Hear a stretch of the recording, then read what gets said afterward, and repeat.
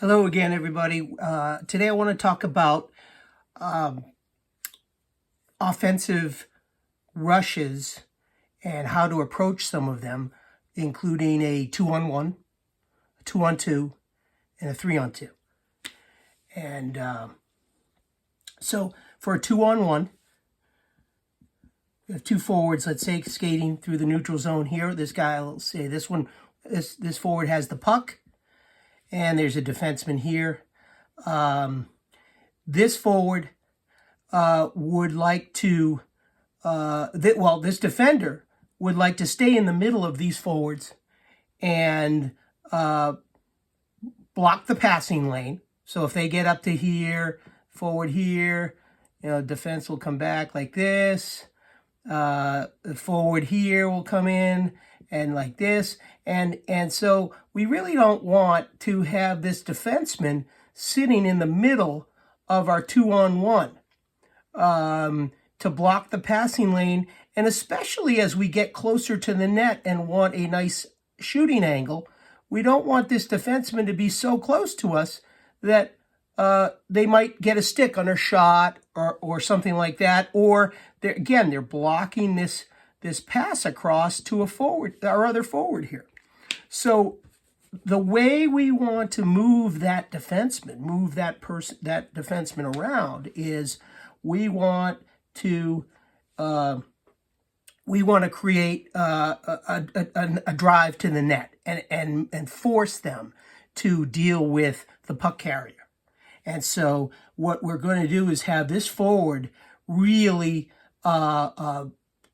skate hard with this puck, and it's not a lot of artifice or dangling stick handling, dazzling stick handling. It's just trying to beat this defenseman around here and to the net. And so we're making this defenseman here, this defenseman come play us, and they might push us out a little because we don't want to be broken up here. So the forward might come out here and out here, and this defenseman will come out here. And at a certain point, right as this defenseman's starting to come to us, especially if they turn their skates towards us, if they make that pivot from backwards to forwards, and they've committed to this forward here, we're going to have this forward come in and lay up a little bit and create this passing angle right here. Okay? So they're going to come here, and this, these folks are going this way, and this forward is lagging a little behind and creating this passing lane, and is going to, and once this defenseman is committed, now this pass can come over to this forward. They can come in and get a great shot on net. Okay? So that's the idea, is this forward with the puck makes this defender commit.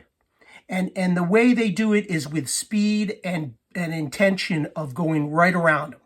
And they might get around them. If you get around them, great. That's obvious. We will go and get that shot too, or maybe we'll have a 2-on-0 and a pass here and in the net.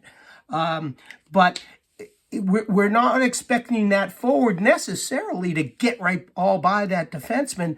All their job is to make this defenseman commit to you. And then as they're making that commitment, especially turning their legs and their hips, then you'd give that puck back to your partner here, the forward, and they come right in. Okay? And by the way, that's something that happens all over the ice. And I'm going to digress just a little bit because it's a good offensive discussion, in that if you have the puck here, that's the puck, and then you have a forward out here who's in the slot, but you have a defenseman right there in the way in your passing lane, that's an opportune time for you as a forward to move this defenseman. And you could do it in a number of ways, but let's say you just start skating towards the net with the puck. And they have to come to you, and as they're committing to you this way, then you slip that pass back here to this forward for a nice shot on net. Okay? So that's how you might want to do that. And we can talk more about that and that kind of situation as well in the offensive zone. But that's the basic idea up here, down here, pretty much everywhere all over the ice when you want to get a puck to one of your teammates. you're gonna have to make that defender commit to you. Okay, so 2-on-2s, harder because we have only we don't have a man or a woman advantage here. So these defenders, they think, okay, great, I got this forward, and so how do we deal with that? How do we deal with it, aside again from trying to blow right around them? And hey, look, if you think you can do that, that's what you should do. You should just say, I'll go right around this person. That's great. But let's say you're not sure and it's a difficult situation and you're not going to be able to just blow by one of these defenders. What you want to try to do is, as they move back, let's say, and you gain the line, you really want to do this after you gain the blue line, so you don't deal with an offside, but not too far in either. So right about the top of the zone, as you gain the line, you're going to want to, the puck carrier can do something like engage this defender and then take it across this defense line here and start to engage this defender, or at least look like you're going to engage this defender. And now, so you're going to draw a little motion probably or attention from this D right here. And then you're also probably going to get maybe get something from this D too.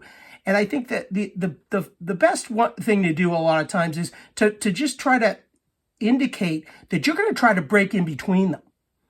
And so if you do that, you're definitely going to get attention from this guy. And now you've got both of the defenders' attention. That's a good time for you.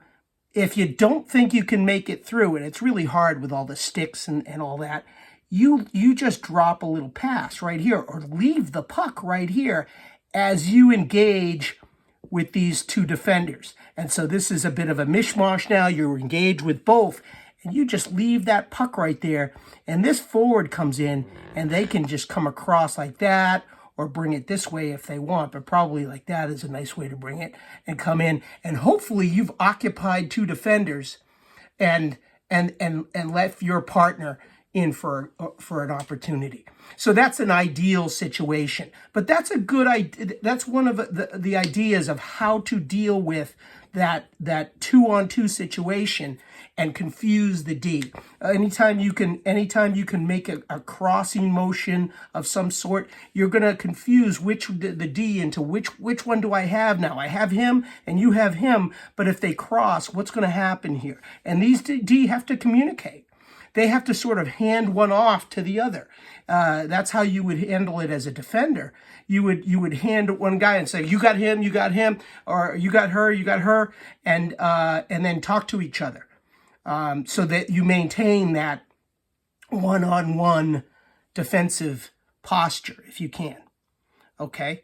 Another way you could do it is a puck carrier offensively. A puck carrier comes over here, and he might come flashing across, and he might even come flashing across this defender right here, and then engage this defender right here, and then this forward right here would come here like this, and you would sort of overload onto one side to this defender's side. So you bring it across here, and then you dish it over here, and sort of just get in that defenseman's way, frankly. You're just sort of, again, almost colliding or just bumping into that defenseman or sealing them off, actually. You're going to take this inside, seal them off from your partner out here, and your partner can come in maybe a little wider than that other play, but you can come in like again down here, and then you might have another shot off. And this defender might be shut off from that because this forward, that first forward that had the puck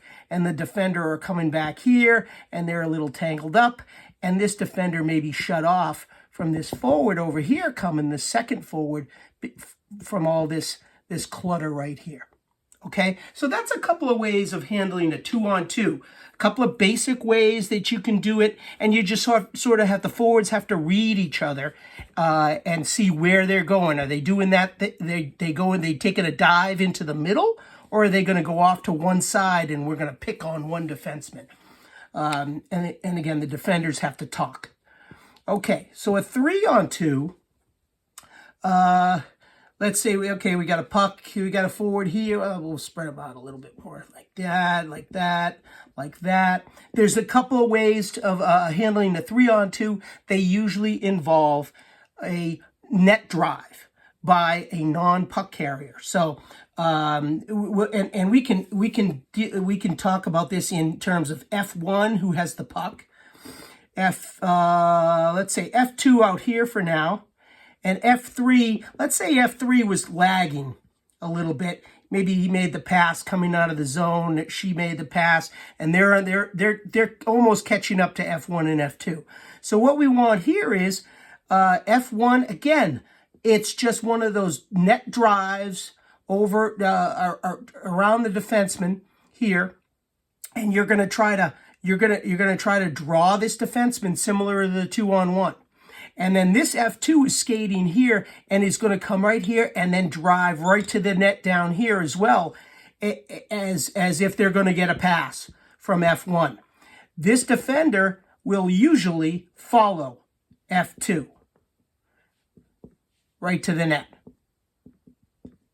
Okay? And that leaves time for F3, and these guys are now down here, let's say. That leaves time for F3 to come in and again lay in right here in this spot that has been cleared out by F2, and F1's going to give a little pass back to F3, and now F3's got a free shot at the net here. Okay. So again, similar to a 2-on-1 there, where we lay up there. And then a very similar play is if we have F1, let's say F1's got the puck again here, F2 here, and F3 is over here.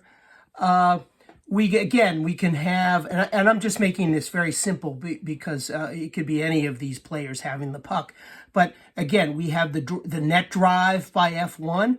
This F2 is going to just do a center net drive, but it's the same concept where they're going to drive to the middle and this D, and they're going to be looking for a pass here, or somewhere across here, and they're driving down to here. F2, and this D is usually going to have to go with them. And if not, F1 can get it right to them in front of the net, and that's a scoring chance. But usually D2 is going to, D here is going to come and get them.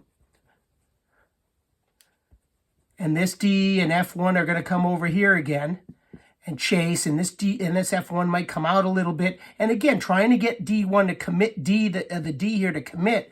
And then this F3 is going to be the layup. So they're skating along here, and then they just come right in here again, and they're coming across like this. And that's a great angle here because there's plenty of time to pass here. You could pass it with here. And so they just get a nice little pass right in here, and they pick it up. And again, a great scoring opportunity. So that's a few of the ways you might want to approach it in any of these zone entry plays, and let's try to work on them in practice. I think we're going to try on Thursday to do that, but anytime we get to practice, watch this, and then we don't have to waste time talking on the ice. We can go right to some of these concepts. Thanks a lot.